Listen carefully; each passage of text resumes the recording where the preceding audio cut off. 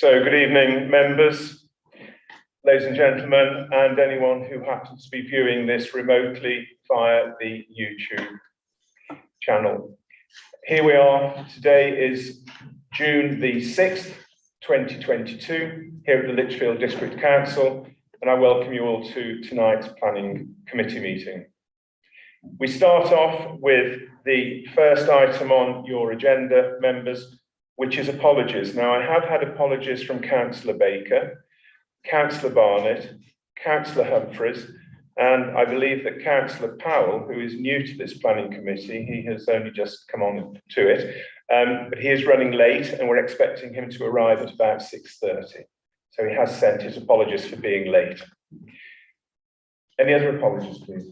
No, that's it then, thank you. Moving on to item 2 on your agenda, declarations of interest. So members, if you have any declarations, would you please raise your hand now? Okay, I take it that that's a negative. Thank you very much. Item 3 on the agenda, minutes of the meeting held on the 9th of May here, 2022. I have a copy of them here. You've all had a copy circulated electronically. Are you all happy, members, that I sign these as a correct record of the meeting which took place on the 9th of May? Aye. Thank you very much. Thank you.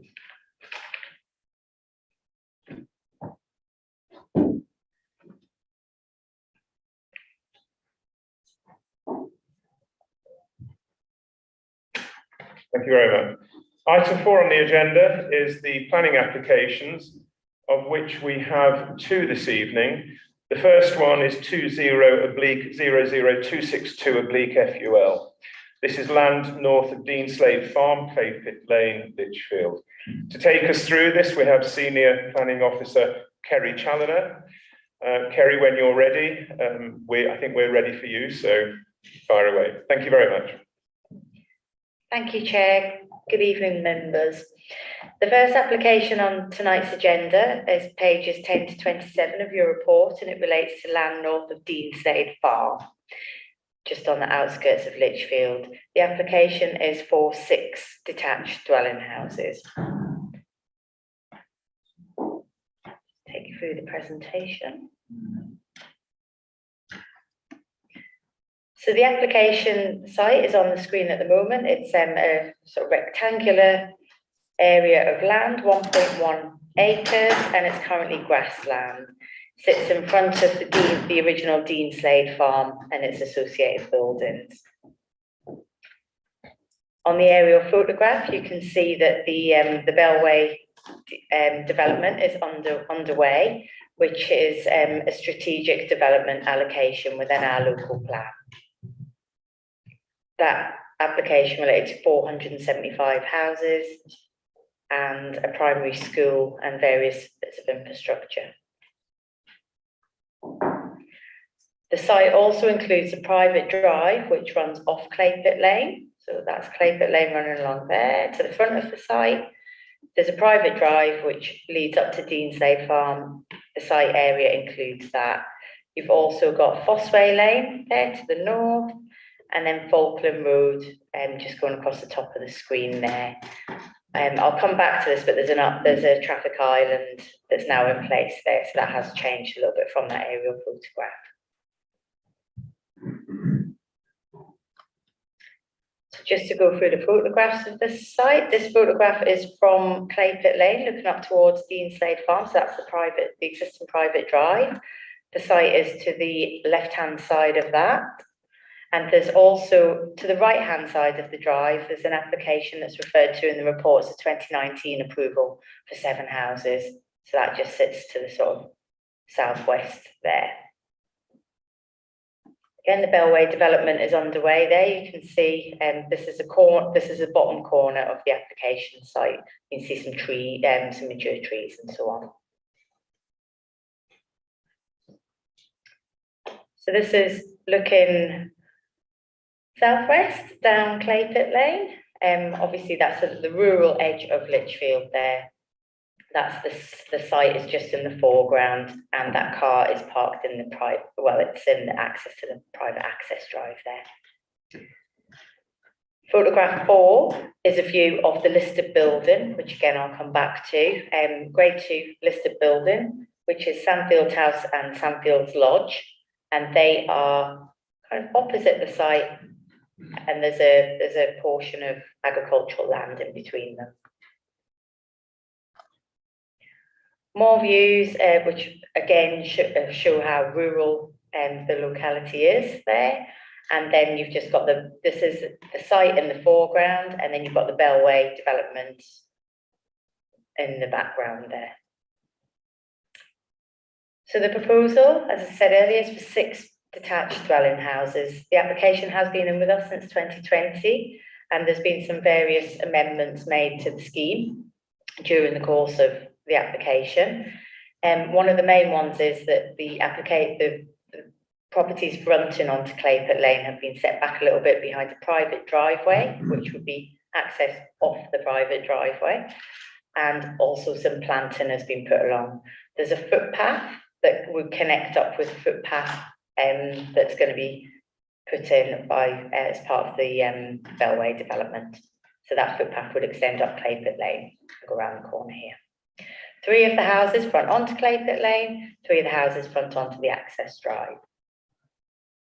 All of the properties are 5-bed detached houses, which you can see at the start of your report. That's why it's being reported to Planning Committee this evening. The houses are all of a similar scale and slightly different design, but similar layout. They all include integral garages. This slide shows the context a little bit better in terms of it's got the Bellway development imposed on it. There's an area in the middle where the primary school is going to be located. So I'm just highlighting now, these are the 6 that we're looking at. These 7 houses, which are similar in design to what we're looking at for tonight's proposal, on the adjacent site, they already have consent. It doesn't show, I don't know if you can see it as well as I can on my screen, but there's a traffic island and that has been put in now. So the traffic island, and then this red line going all the way around the outside is the edge of the strategic development allocation that's set out in the local plan.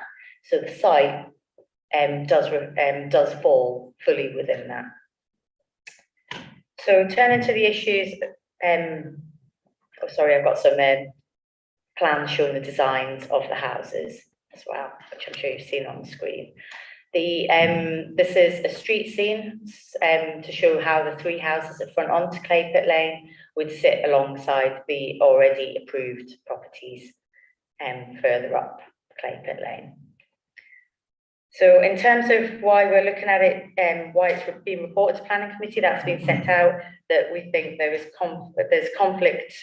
broad conflict with policy H1, which actively promotes the delivery of 2- and 3-bed houses. Clearly, this is 6 5-bed houses. So although in terms of on balance in the report, we set out that although it doesn't meet the strict aspirations of policy H1, on balance, it's a small site which does not affect the housing mix across the wider strategic development allocation. The other point to note is the impacts on the listed building. So just go back to the slide that shows it well. So the grade 2 listed buildings, it's semi-detached, sit over here. It's a former asylum for Lichfield, and you'll see in the report there's harm identified to the setting of these listed buildings. There is 105-metre separation, and there was some hedging in the intervening land which was taken out by the developers when they put the traffic island in. However, that hedging is now being replaced. In terms of the impacts on the listed building, yes, there is harm. We identify that, but then in line with the NPPF requirements, we do have to balance that harm. Any harm needs clear and convincing justification. And paragraph 202 of the NPPF sets out that this harm should be weighed against public benefits, and the public benefits are set out in the report before you tonight. Also, on the supplementary report that you've received this afternoon, there's been an issue in terms of education and that they've updated their contributions. They've updated, sorry, their contribution request. And that's in light of build costs for primary school places, and also a sort of change in direction of how they apply their policies in relation to secondary school places, which they used to, I think they used to get that through SIL, but they no longer do that. So their policy is to request secondary places as well. So that has significantly increased the education contributions. You'll have seen that in my report this afternoon. So I think that concludes my presentation this evening. So thank you very much. Thank you very much indeed, Kerry, for taking us through that report. Just before we go on, I'd just like to acknowledge the fact that Councillor Powell arrived just about a minute after we'd started. So welcome, Councillor Powell. Nice to see you back. Thank you. And yes, you will have had your supplementaries circulated this afternoon, members. So I don't know whether you've all had sight of that. There are some hard copies available if you should need them, mainly dealing with, as Kerry has just pointed out, the increased necessity for primary school and secondary school places. So that is all included in the supplementary paper, which has been issued this afternoon. Could I also say as well that we have got some officers here which I failed to acknowledge at the start.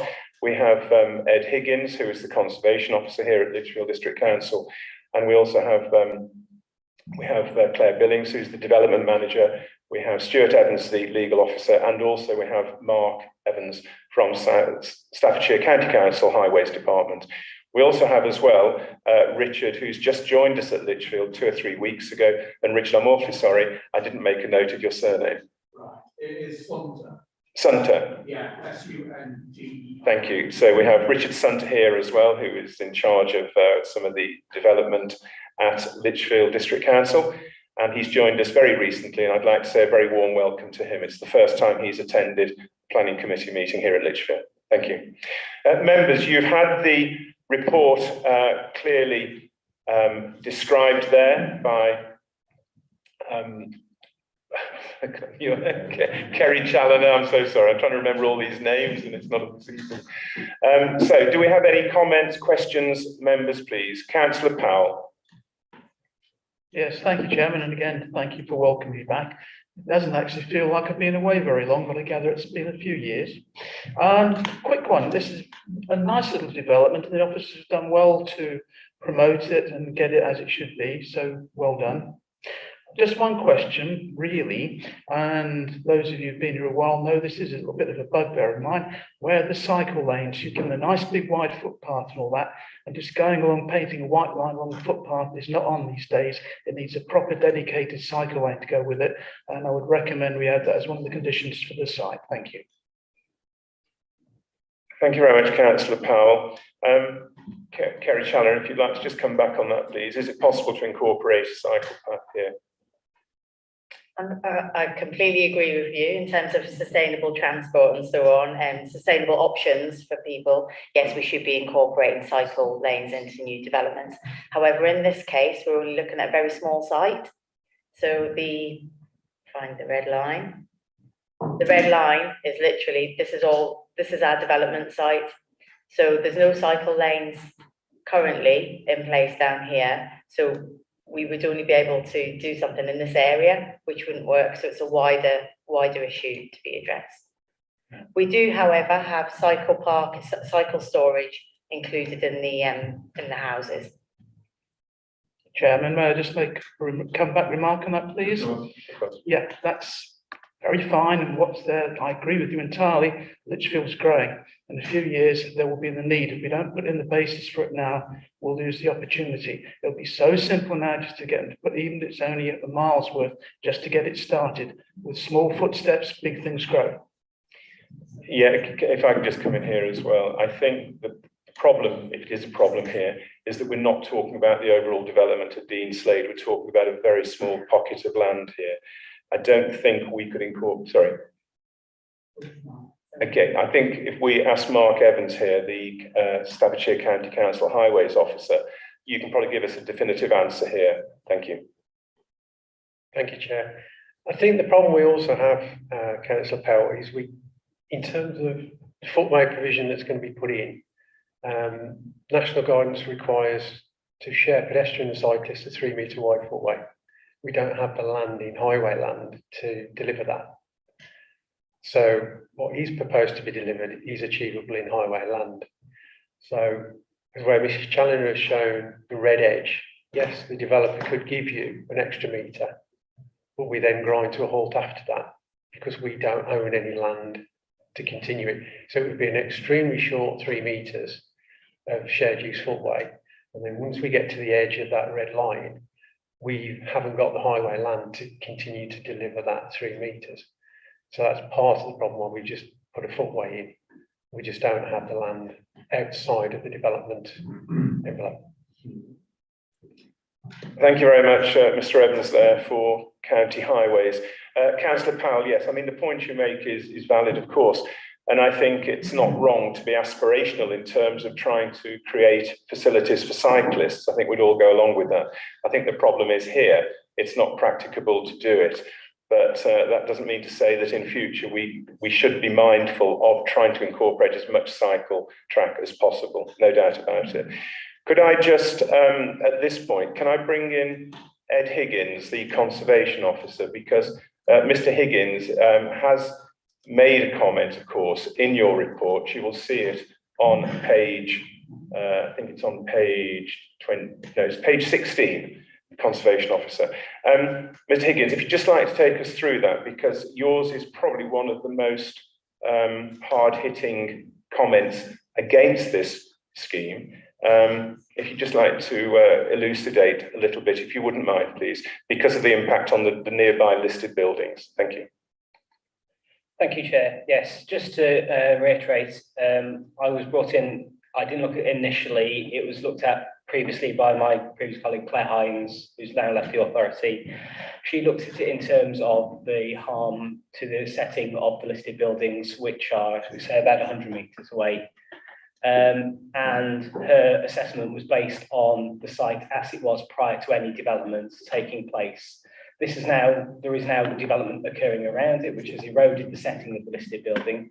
However, I still concur that there is harm being created to the setting of it by the addition. Just because the setting has been eroded is not a reason to continue that erosion. There has to be a point where we say we have to preserve as much of the setting as is possible. And it was sort of looking at it in that term. So it is less than substantial harm, which is why Kerry's looked at it in terms of a balancing act, that weighing that up against the public benefits.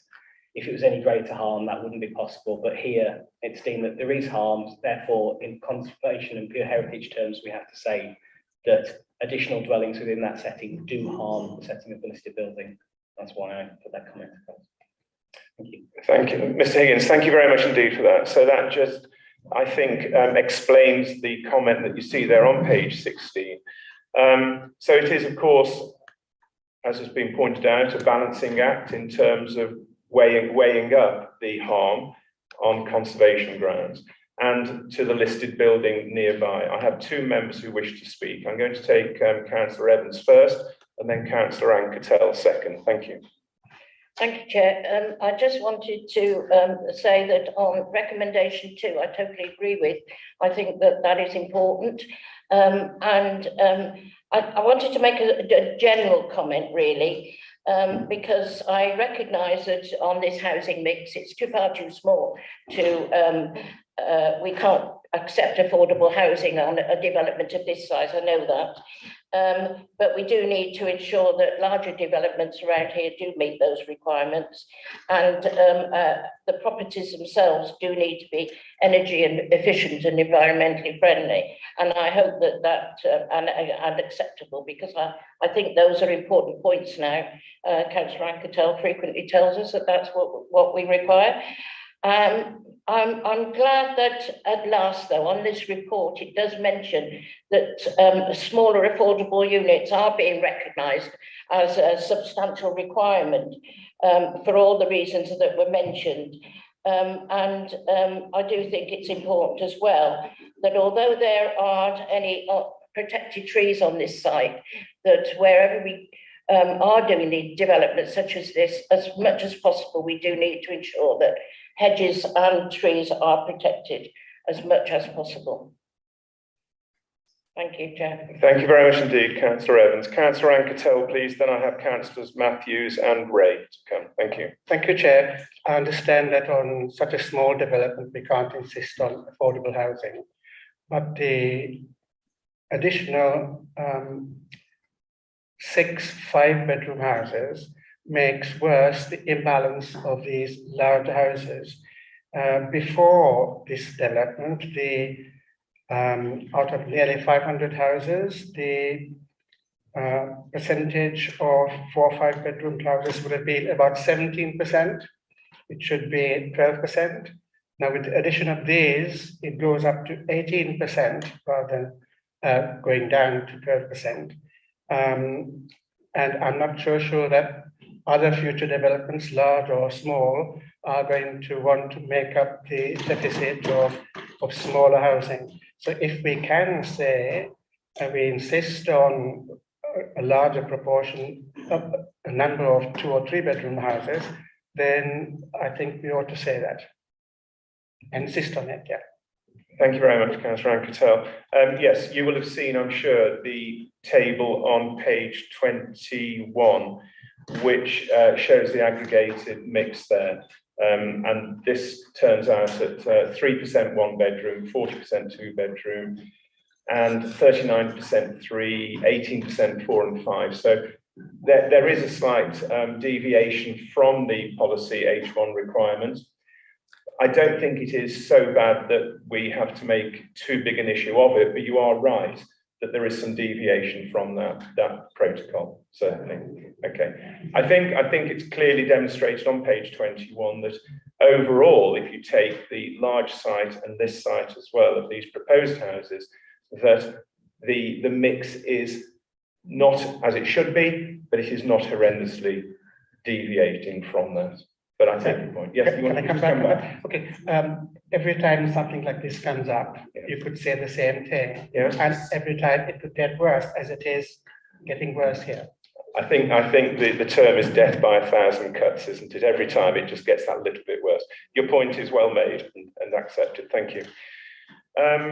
Right, next one. And the other point I'd like to make is that on page 12, I think it does show that we've got electric charging points at each of the properties as well, which is something that often comes up. I know members are very mindful of that these days. That is dealt with on page 12, that all of them will have electric vehicle charging points. Councillor Matthews, please, then Councillor Ray. Thank you, Chair. In the officer's presentation, she did refer to the unfortunate hedge loss that occurred as a result of the new island being developed. In fact, I was one of the members that was called in by residents who were concerned about it. I did have dialogue with the development manager. I think we're going back to 2020 now. There was quite a considerable amount of hedge lost. As far as I'm aware, it hasn't been replaced. If it is replaced, it will probably be nothing like what was ripped out. That is regrettable, particularly the concern with the heritage impact is in respect of hedging. So my question is, can we have a bit more information on what hedging is going to be put in to mitigate the effects on Sandfield Lodge? Is it going to be occurring outside the development and along the top end of the triangle there? Just a bit more information, because what happened was unfortunate and it's not actually helped the situation. But we are where we are. Obviously, strong conditions relating to hedges and trees must be put in, and ideally we're looking at screening of at least 2 metres. Thank you. Councillor Matthews, thank you very much indeed for making that point. Councillor Ray, I know you wish to speak. I think I'm going to ask Kerry Challoner, Mrs. Challoner, just to come back on some of the questions and points raised, and then we'll come back to you in a moment. Thank you very much. Mrs. Challoner, please. Okay then, so just returning to the landscaping, there is it's a separate ownership, and it forms part of the Bellway site. There is a separate application that's came in to, I think that's now been approved. So then works with our enforcement team are aware of this, and the developers aware. So that them hedges should be being replanted very soon, as far as I'm aware. In terms of the actual application site, sorry to flick through. We have got a landscaping scheme which shows some hedging along the front, behind the footpath. But we have actually conditioned a more detailed landscaping plan, because what we want to make sure, like you say, that hedging is substantial, and also we want to increase tree cover on the site. But we need to increase it in a way that we don't end up with the wrong trees in the wrong place that end up shading the properties. We need it to be meaningful. So condition 5 sets out that we want a detailed landscaping and also the maintenance of it. I'm very grateful, Chair, thank you. Thank you very much indeed, Kerry Challoner there for that. Yes, I think the idea is that the hedging will be suitably substantial in order to mitigate some of the harm of the appearance of the new properties, should they be built, in terms of their proximity to the listed buildings. Is that correct, Mr. Challoner? Yeah, thank you very much indeed. Thank you, Councillor Matthews. Councillor Ray, please. Thank you, Chair. Yes, my concern is around policy H1, and it's not an affordable housing point. I appreciate and I share the concerns about affordable housing. It's about the housing mix. We do have development here with 6 5-bedroom properties. I've got a question, which is in coming to the conclusion you've done in the report, you've taken this application and in conjunction with the SDA and then done the calculation. I'd like to understand what the planning basis is to be able to do that calculation on that basis, rather than looking at this one development on a standalone basis and applying policy H1 to that. I accept you would not be able to, with the site of its size, be able to get the mix to fit exactly against the policy, but here there has not been any attempt to do that at all. We have 6 5-bedroom units. There are no 2 or 3s. That's the shortage in this district. So I'd like to understand, that's my concern, and I'm very concerned about that, and I'm comfortable about this application for that reason. I'd like to understand the planning basis for the H1 policy being acceptable, because you've looked at the wider SDA. And then I'd also just add, you did reference the adjacent southwest development, which has also been approved. I don't know whether that creates some sort of precedent. If it does, I think the point is, in the Council Ankerton talks about the cumulative effect. The cumulative effect of another adjacent property with another large number, or another number of properties which are large detached properties, which is not what we need, more of a mix, as we all know, in this district. So thank you. Councillor Ray, I think your point is well made, and yes, we need to establish whether a precedent is being set where you can simply accommodate a development of half a dozen large houses and then say, well, it's okay in policy terms because you can absorb it into an adjacent development. I think we could potentially be on dangerous ground there, of course, because I think a precedent could be set, couldn't it? And I think your question is valid. If you'd like to come back on that, please. And I know we want, Councillor Salter, do you wish to come in? Can I take Councillor Salter's points and then we can answer them both together? Thank you, Thank you, Councillor Salter.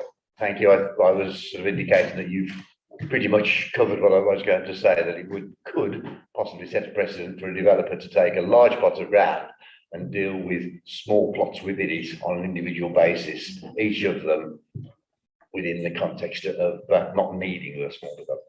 No, absolutely right. And I'm sure that there will be developers who perhaps watch this meeting online and think, oh, goodness me, that's good, because that gives us carte blanche in future. So if you can just perhaps put our minds at rest, please, Mrs. Challoner, on that one. Thank you. I'll try.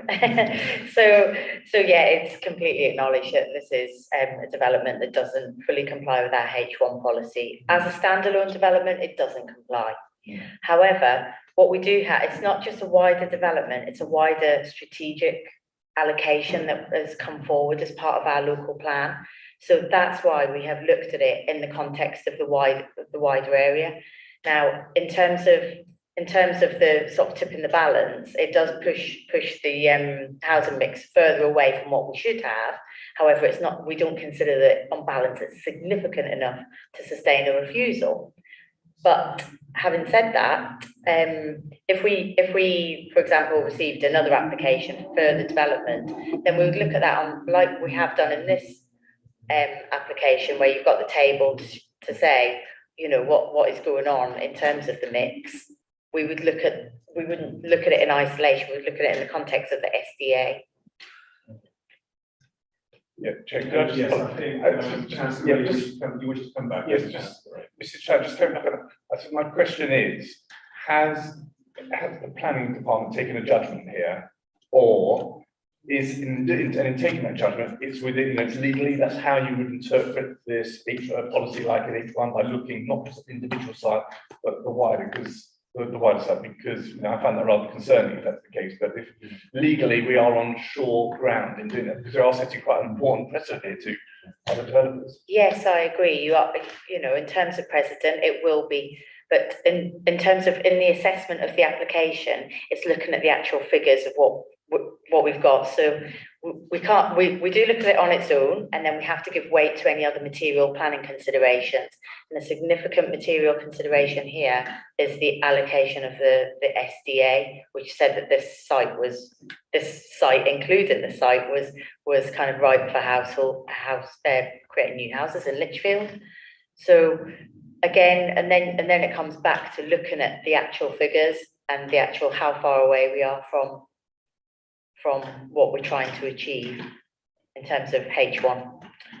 Thank you very much. Yeah, I think to sort of summarise that, of course, this is that red line that we saw earlier, that's all part of the Dean Slade South of Lichfield Strategic Development Allocation. So we're having to look at this as a one complete allocation, if you like, and this is a subsection within that major allocation. I think that's how we need to look at this. This isn't a standalone development somewhere in Lichfield District. This is part of that red line that was shown, which is the, if you like, the Lichfield Strategic Development allocation. And that's how we need to be looking at it. So I don't think it doesn't set the precedent that perhaps I was fearing it might, or perhaps other members fear it might, because I think we can defend it in terms of it being part of an overall plan. Yeah, well, I remain concerned, especially as there's been no attempt at all by the developer to try and address H1 within this one development. Understood. Thank you very much indeed, Councillor Ray. Thank you. I suppose many of the members will perhaps feel very similar to you do on this one. Thank you. Certainly, Councillor Anketel is in full agreement with you, I know. Councillor Salt, do you wish to come in here?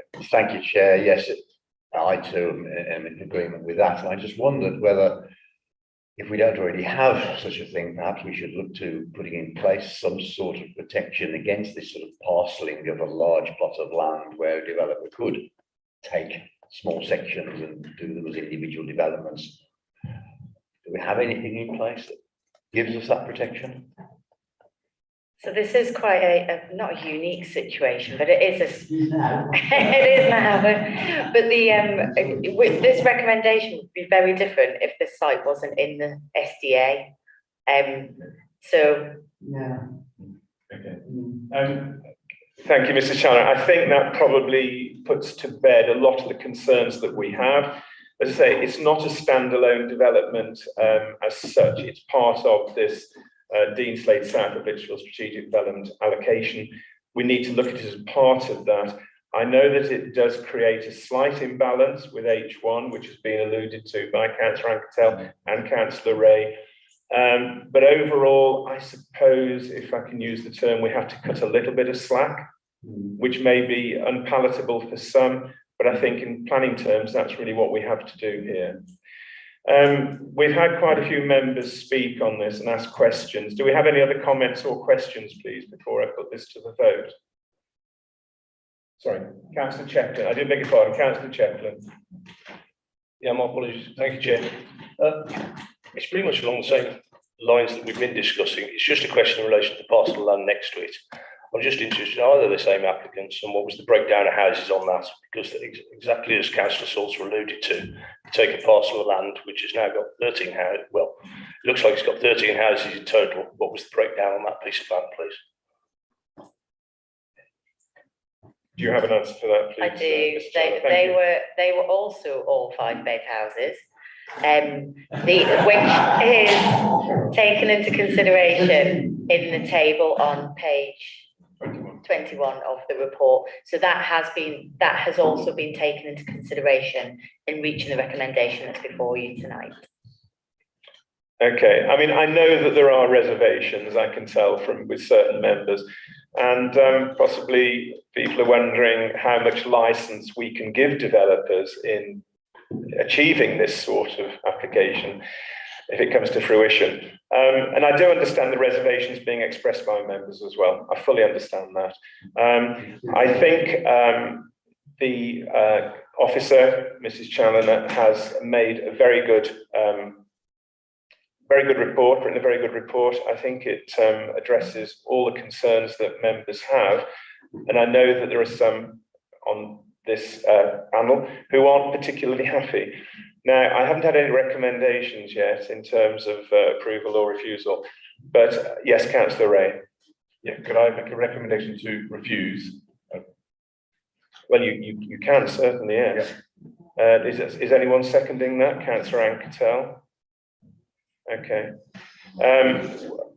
Sorry. I do need reasons, of course, and they need to be good planning reasons as well. The planning report has tried to give a balanced view of this and come to a conclusion. So, Councillor Ray, if you'd like to give me the reasons why you would be recommending refusal on this. Yes, what the core reason, as I expressed, is non-compliance with policy H1, and not just non-compliance, no attempt to comply. It is a gross non-compliance with policy H1 on the basis you have a sizable plot of land here, which could, if it was configured differently, house 2 or 3 bedroom houses along with some 4 or 5 bedroom houses, but no attempt with this design, and this application has been made to take that into account. Okay, that is the only reason that you are suggesting refusal, yes? Non-compliance with H1.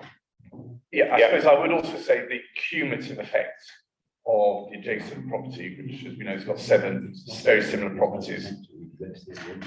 Okay, I'm just wondering, I'm going to just, I think, bring in Claire Billings here, if I may, Claire, on this. Not quite know what you're asking me there, but yeah, that could be a valid reason for refusal in terms of policy non-compliance with policy H1. As set out in the report and the conclusion, we have said on balance the recommendation is such. Your officers have taken into account the wider site in terms of the housing mix, but quite rightly, this application site proposes 6 5-bed dwellings, which, as set out by many members, that it does not meet the current housing mix requirements of the policy. Thank you very much indeed, Mrs. Billings. Thank you. So, right, Councillor Anketel. Also, in the wider scheme of things, the SDA, whatever, that 500 houses, and it was already too high proportion of 5-bedroom houses, and this increases the already too large proportion of 5-bedroom houses on these nearly 500 houses. Okay, I'm just looking for a nod of approval or a shake of the head from Mrs. Billings there, because I'm not sure about that personally. I mean, you can have regard to the wider SDA and what the allocation says and to wider numbers. Obviously, what we're determining here is just the application, what's within the application site. So you may want to make reference to that, but what I would say is that you're only considering the 6 dwellings as part of this application. So you could make reference, and certainly in defending any appeal, you would have regard to the wider allocation and the numbers set out on page 21 that overall don't meet the requirements of that policy. I think the legal officer wishes to come in here. Yeah, just through you, Chair. No, I agree completely with Mrs. Billings on this. And I think the point that's made by Councillor Anketel just forms part of the first reason for refusal, to be honest. So it just provides additional information for that. Okay, so in itself, that probably wouldn't be listed as a reason for refusal, but it is part and parcel of the argument being propounded by Councillor Ray. So it is a component of that, certainly, Councillor Anketel. Thank you. Councillor Birch, Councillor Salter, then we need to go to the vote, please. Councillor Birch first, please. Thank you, Chair. I just wanted to add around the comments made by the Conservation Officer, also to the objections around the erosion of the rural character of the area and the impact on the local heritage assets that are nearby as well. Thank you. Okay. If you're happy for that to be added then to the reasons for refusal, because of course the Conservation Officer has made comments in the report which have been alluded to, and we did have an explanation from Mr. Higgins as well in respect of those. So if you wish to add that to the reasons for refusal, then that's fine. Thank you.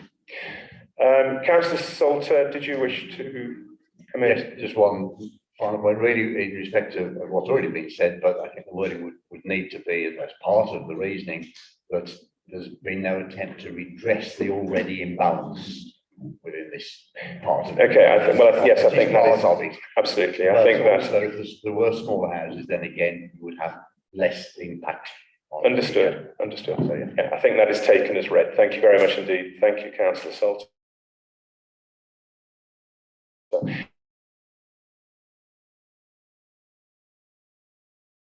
Members, That's just been put forward by Councillor Birch. Can somebody second that, please? I beg your pardon. So Councillor Birch has put forward the one of the refusals, another refusal, if you like. Reason for it is the impact on the listed buildings. And Councillor Evans, you're happy to second that as a reason for refusal. Thank you. So we have those two. It's a two-pronged attack, isn't it, really? It's the non-compliance with H1, and it's also the impact on the listed buildings, nearby listed buildings. Thank you. Members, you've heard the arguments, the recommendation from Councillor Ray, seconded by Councillor Anketel, is for refusal. Could I please have a show of hands for those wishing to refuse this application, please?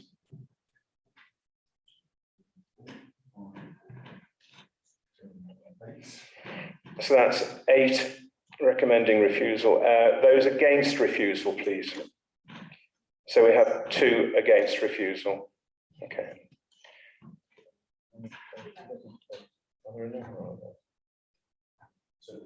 There's only 10, I think. There's only 10, so that's it, yeah. So members, thank you very much indeed for that. That application, which is application number 20/00262/FUL at Deanslade, has been refused by this planning committee here this evening. Thank you very much indeed, members.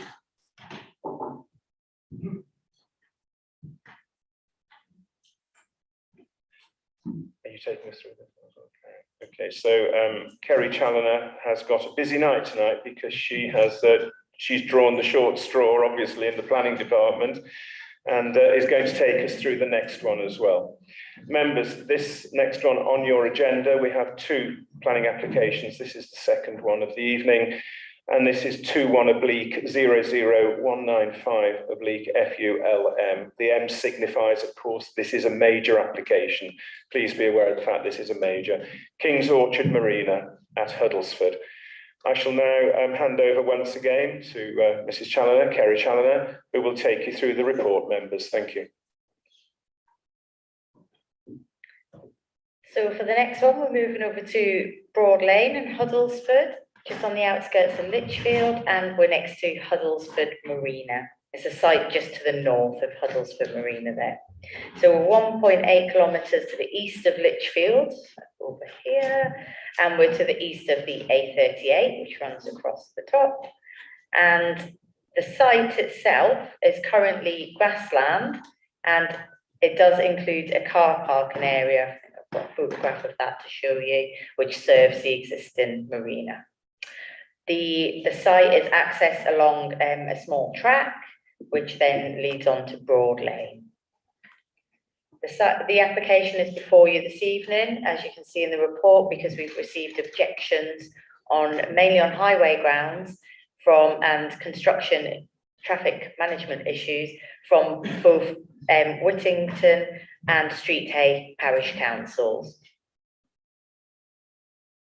So the site is in quite a rural area, surrounded by fields.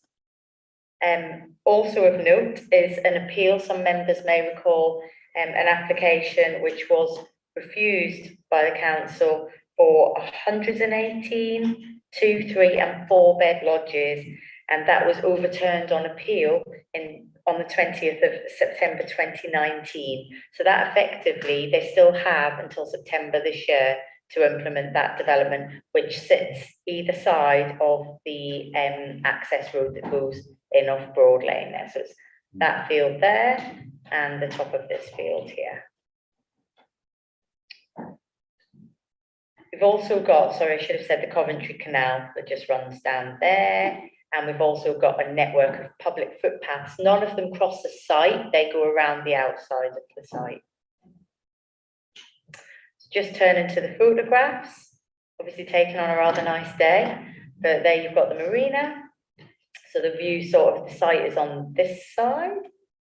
And then you've got the view of the car park that I just mentioned before. That's the only sort of thing that's in the actual site at the moment.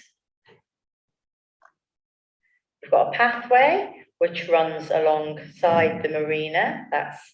Currently that's the only sort of access, oh sorry, track. It's one vehicle width track which leads up to that car park. There's a view, there is some motorhomes which I think are located along here. So turning to the application, it's for 10 lodges, which would all be 3-bed, 1 workers' lodge, which although it doesn't show bedrooms and so on, it does mainly show office accommodation and stuff to support the tourism on the site. There's 18 glamping pods, 15 so the glamping pods are in the middle there. And then you've got 15 caravan pitches, which are along the bottom of the screen. And then in the middle, sort of, or to the bottom of the site, you've got a large fishing lake that will be created. The fishing lake has 30 fishing pegs and would be created, and that is quite a lot of the biodiversity enhancement that would occur within the site. So we've just got some of the drawings to show you.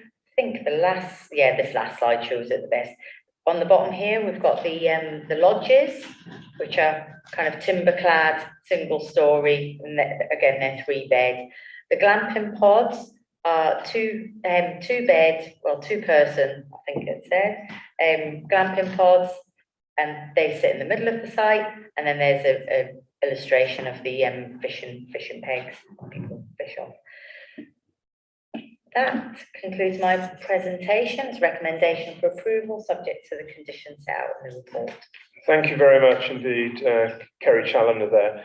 Right, members, for those of you who've been on the planning committee quite a long time, you may well remember the one to which Mrs. Challoner alluded, which was for the 118, which did go to appeal, and of course the inspector was minded to approve it. So this is adjacent to that site. So do we have any comments or questions, please? Of course, it is the 2 local parish councils who have objected to this. Yes, Councillor Powell, please.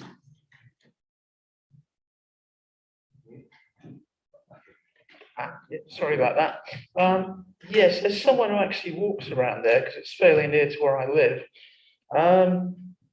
if you're going to have a development like that, and you've got the possibility of this bigger development coming through, now it's been to appeal and been approved, though, as you rightly say, they've got to do something about it fairly quickly. You've only got those narrow lanes for people to actually get up and down with vehicles and that. You're going to get people who do, as I do, walk around there, use the lanes to walk and that. It's not big enough. The lanes really do need to be put in as a condition. They're going to, and they're over to highways on this, but you're going to have to do something about that, because I know you're talking about traffic flow and that, but if you do have the big development, you've got that as well. You've still got people who are using the area for what exists already in the way of people with the boats and the canal usage, the pub that's up there, the actual village life and that goes on beyond this boundary of what you've got here on the main plan. You're going to have to do something about that access. It's not good enough. And if you haven't been up to see it, you ought to go up and have a look at it. It's not big. Thank you. Councillor Powell, thank you very much indeed. And I'm very glad that we have got the Staffordshire County Council Highways Officer, Mark Evans, here this evening. I actually took the trouble this afternoon to research the document which is on the planning site. It was the appeal actually for the previous application. I think perhaps the highways officer, Mark Evans, will maybe allude to that as well, because the inspector did make the point about the traffic problems as he saw them. If I can just call on Mr. Evans, please. Mark Evans, County Highways Officer. Thank you very much. Thank you, Chair. Thank you for the question, Councillor Powell. If I may start with the access question that came off. I made a final site visit before I came here tonight, just to refresh my memory. It's been months since I've been there. The application has provided a sufficiently wide, even with the development that is yet to be built, that Mrs. Challen has previously alluded to, has provided a sufficiently wide access that's there now, with visibility displays that meet national standards. It's wide enough for cars to pass, it's wide enough for caravans to turn in and out of. When I drove down there tonight, obviously there's passing places down there, it's a private road, so we don't have any legitimate say over that, but because it's not public highway. But there is sufficient passing places down there should cars or caravans meet each other. The connection to the highway, in our opinion, is in national planning policy terms, paragraph 110, 111, safe and suitable.